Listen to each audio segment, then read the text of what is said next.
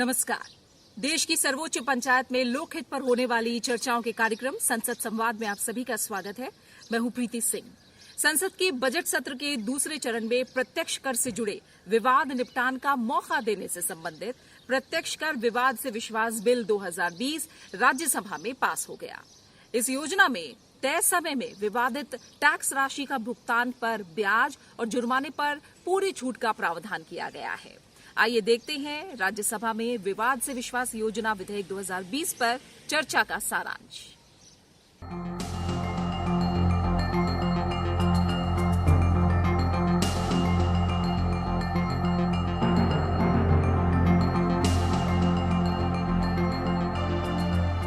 The Direct Tax Vivad C Vishwas Bill 2020, Srimati Nirmala Sitharaman to move a motion for consideration of the Direct Tax Vivad C Vishwas Bill 2020. Sir, with your permission, I rise to move that the bill to provide for resolution of disputed tax and for matters connected therewith or incidental thereto, as passed by the Lok Sabha, be taken into consideration. Motion moved. So, thank you, sir. So, this was announcement made in the budget that presently, because there is a large number of income tax appeals pending in various courts, various levels of adjudication, whether it is at the Commissioner of Appeals level or the Income Tax Appellate Tribunal level or the High Courts and Supreme Court level. People have spent years waiting for the resolution of these disputes, and lots of money is spent both by the government and also parties who have gone to the courts.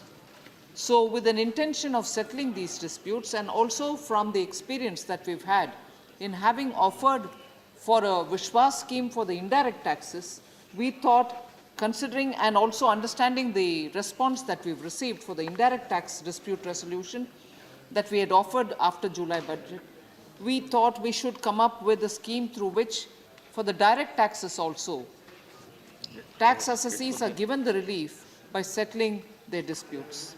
And that is where this Vivad Se Vishwas bill has come up. Just to give you a data to understand the dimensions about which we are talking here, as of 30th November 2019, 483,000 cases or appeals are pending in various levels, and the tax arrears are to the tune of 9,32,000 lakh crores, 9.32 lakh crores. So we wanted to make sure that the government can come up with a scheme through which long pending disputes can be settled as per a formula without any discretion, and that option be given to all the taxpayers. That is where this bill has been drafted, and it has come to the House. We presented it in the Lok Sabha, it's got passed, and we wanted it to be considered by the Rajya Sabha. Okay. Mr. Rajiv Gura. Thank you, Vice Chairman, sir. Sir, in theory, the Vivad Se Vishwas bill aims to achieve certain good goals. It wants to reduce the number of pending tax disputes. It wants to enable the government to increase its revenues. And certainly, it will help taxpayers get on with their business without being diverted by tax litigation cases. Along with other actions that the government has taken, changing the limits before they can go to appeal, etc., these all are aimed at reducing litigation. But frankly, sir, if you want to reduce litigation, you should not look at the destination, what happens in the courts. You should look at the origin. And the origin lies of the problem lies in the way the tax administration is functioning and how the law has got more complicated over time. Further, there's tremendous discretion given to IT authorities, and the use or misuse of that discretion is what is resulting in litigation. And so this is an example of a band-aid solution to a larger problem that is festering. So this is all the theory. In practice, what does this bill do? Frankly, it sets up very, very perverse incentives. It has very significant flaws and ultimately demonstrates the bankruptcy of this government's approach to the economy. Let me explain. First of all, this is a hastily brought about piece of legislation. Normally, such schemes would have been part of the finance bill. That has been the practice in the past. But clearly, this bill was not prepared at the time the finance bill was prepared. And my impression is that the bill that came out at the time of the budget and what is now in front of us is materially different. So there's some significant, very, very quick and hasty action that's going on. So this is all action that is being taken in haste to plug that extraordinary fiscal deficit because the economy has been sinking and the government is not able to raise revenues in traditional ways. So the other part of this haste is the fact that the Central Board of Direct Taxes has come out with a very detailed circular about more than 2 weeks ago. So how can the Central Board of Direct Taxes issue a circular on a bill that has not yet become an act? And in that case, is it a breach of privilege of Parliament? That is one of the questions that I would want to ask you. So after all this activity, we will not even be addressing the root causes of litigation because these are all just one-time settlements and the actual issues in law which have caused these disputes, those are not being resolved. So another big, major concern that I think a large number of taxpayers are concerned about is about tax terrorism. The very, very high impractical tax collection targets and collection-based incentives which are given to the tax officials, and that is actually putting pressure to go out there and file cases across the board, whether a case is reasonable or not. And that is something that continues under this bill as we see it. The scheme essentially is taking all those tax officers who filed possibly frivolous cases and giving them a chance to escape the act. They essentially get a clean sheet because their frivolous activity, which has resulted in litigation, is now just going to be resolved through settlement.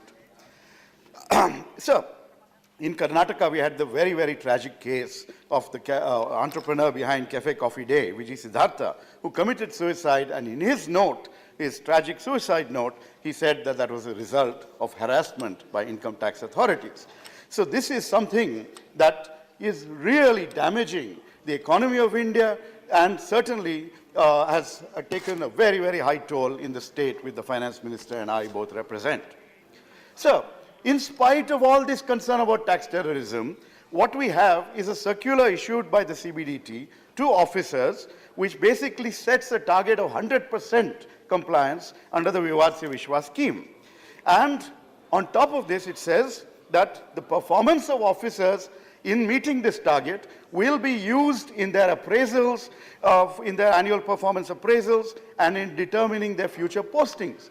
If you're going to put a gun to the heads of income tax officers, they are going to in turn point the gun at taxpayers. And this is a matter of grave concern, and I urge the finance minister to change the ethos of tax collection because there are large numbers of people who want to adhere to the rules and principles of the tax system, and what you're doing in this, through these kinds of measures is really vitiating the atmosphere substantially. So, the other point is that the expectation on the part of the minister and the government is extremely optimistic.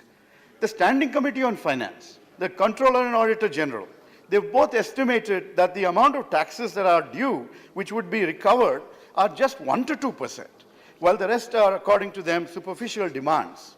So another statistics, 85% of direct tax appeals are filed by the IT department itself, but the department success at the highest is at 20%. So why would people want to settle if they have a better chance at litigation? Further, this basically says all or nothing. Even if there are some parts of cases which are worth pursuing, you're basically saying, don't pursue that, just settle here and get on with life. So the finance minister talked about that's my impression, that she talked about the Sabka Vishwas scheme. So there, only small taxpayers were the bulk of people who actually went out there and settled. The large number of cases which involve large taxpayers, those were not settled.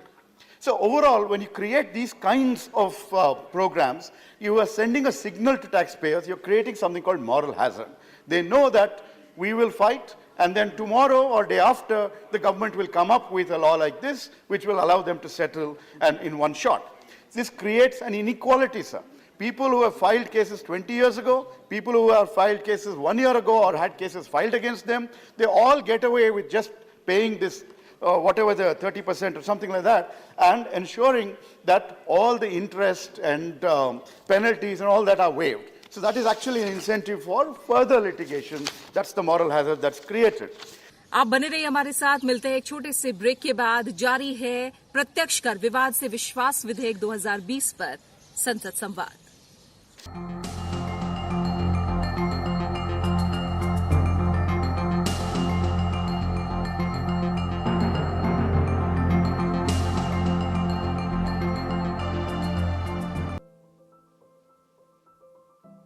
What can you do to protect yourself and others from getting COVID-19? Regularly and thoroughly wash your hands with soap and water, or clean your hands with an alcohol-based hand rub.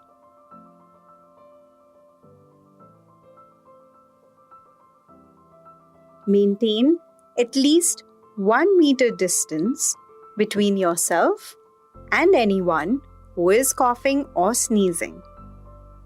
Avoid touching your eyes, nose, and mouth.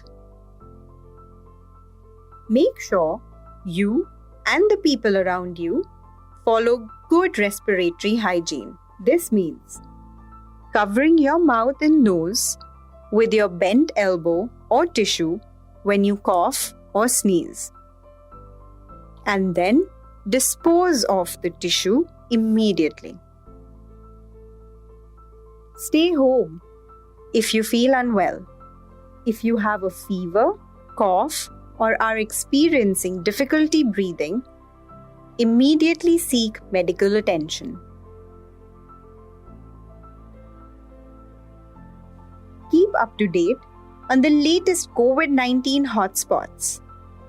If possible, avoid traveling to places, especially if you are an older person or have diabetes, heart, or lung-related diseases.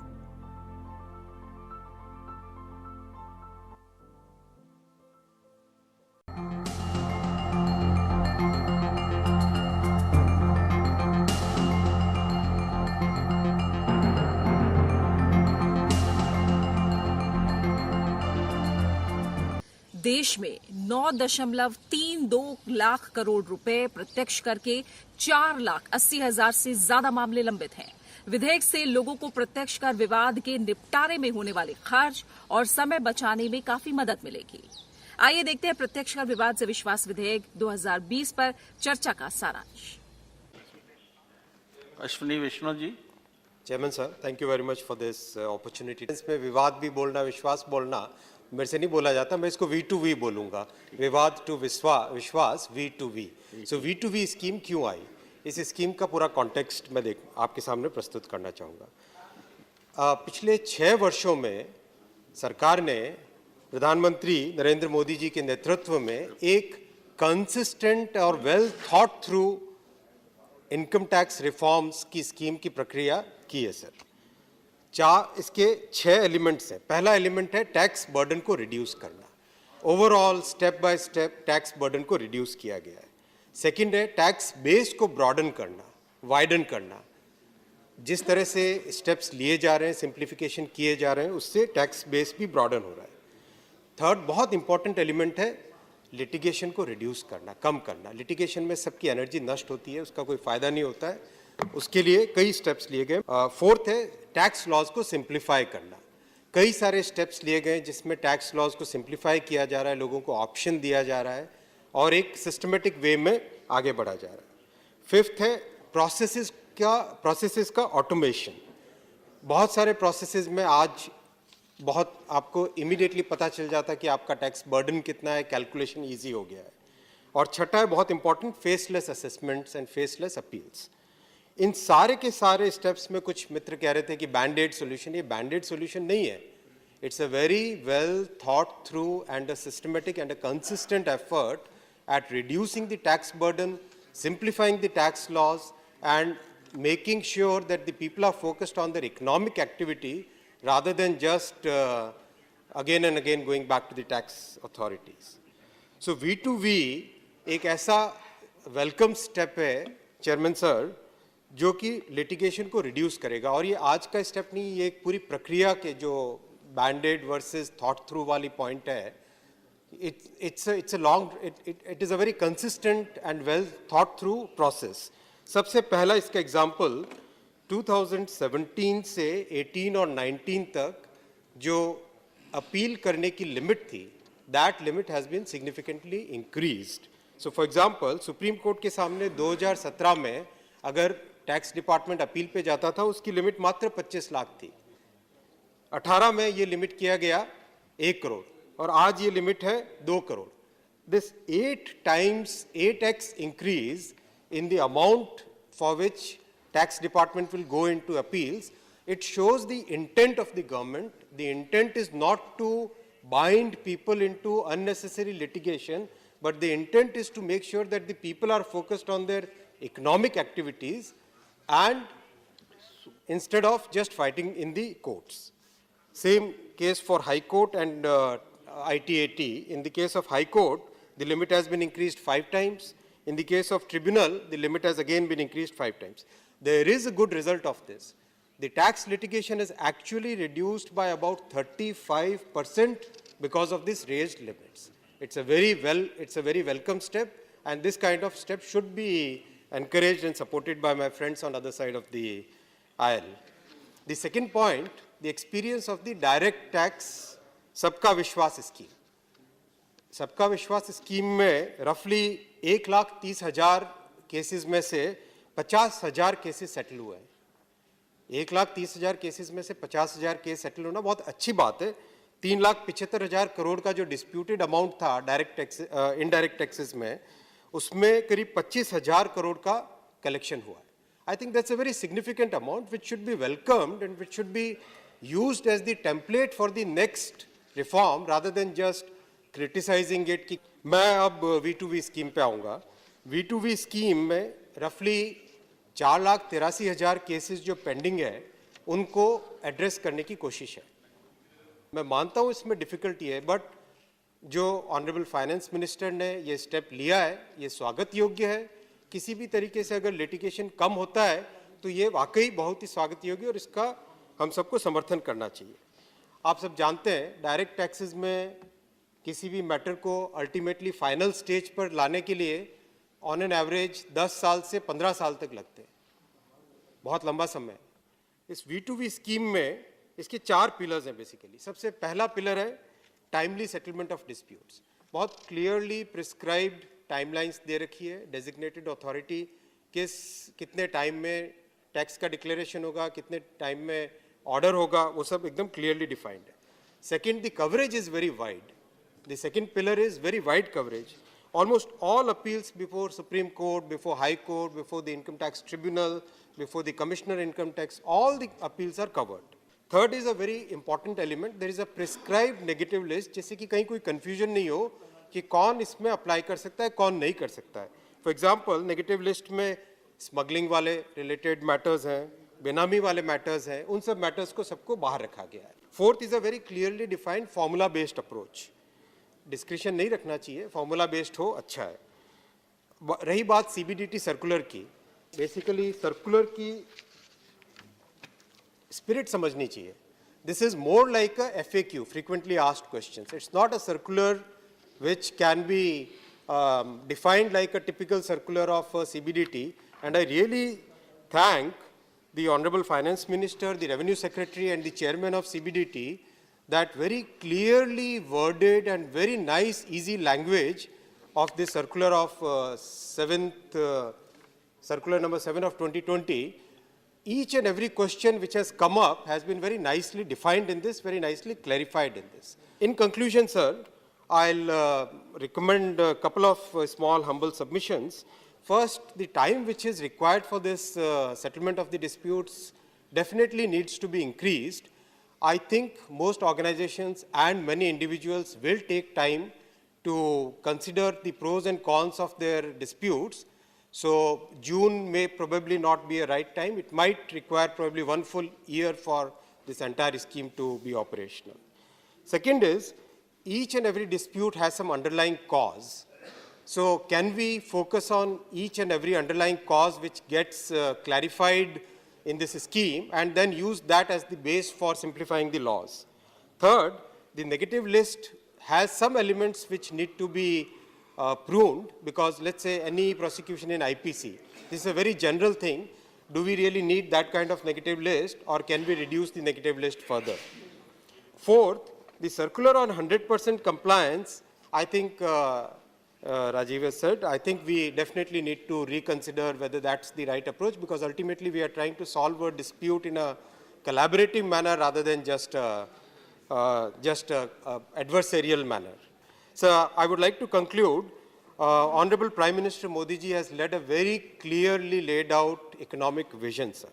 The country has to grow on sound fundamentals. There has to be a cleansing of public life. There has to be a cleansing of the economic activity. It cannot be the old way, कच्चा है, पक्का है, वो सब अब नहीं चल सकता, sir. इस पूरे system में we have to understand citizens' expectations from the government is also significantly increased. Sir, 2003-04 में भारत सरकार का बजट होता था 4,40,000 करोड़ का एक्सपेंडिचर होता था. 13-14 में यही नंबर सर 16,70,000 करोड़ हो गया सर, 4 गुना. 19-20 में 27,90,000 करोड़. ये पैसा कहां से आएगा? Ultimately tax payers will have to bear this amount, because citizens का expectations है कोई भी स्कीम हो, मनरेगा हो, ये हो, सब में हमारा बढ़ाना है, बस सब में allocation बढ़ाना है. Ultimately that balance has to come out, and we senior people in this house will have to take a reasonable call that yes, any step which increases the tax base, increases the tax to GDP ratio, simplifies the things, and simultaneously also we have to look at what are the wasteful expenditures. Can we reduce those wasteful expenditures? Can we bring that balance so that the economy moves forward in a very sound manner, in a consistent manner, rather than moving up and down, sir? Yes. At least the money bill has come to be discussed in Rajya Sabha. My gosh, we should be delighted about that. Guess what? The young people of India should know how this government passes legislation. This bill was discussed for 4 minutes and 30 seconds and passed in Lok Sabha. Superb. 4 minutes, 30 seconds. Now let me tell you the reasons why I think the government is bringing this bill. The missed gross tax revenue collection is 3 lakh crores. The direct tax collection target down by 1.65 lakh crores.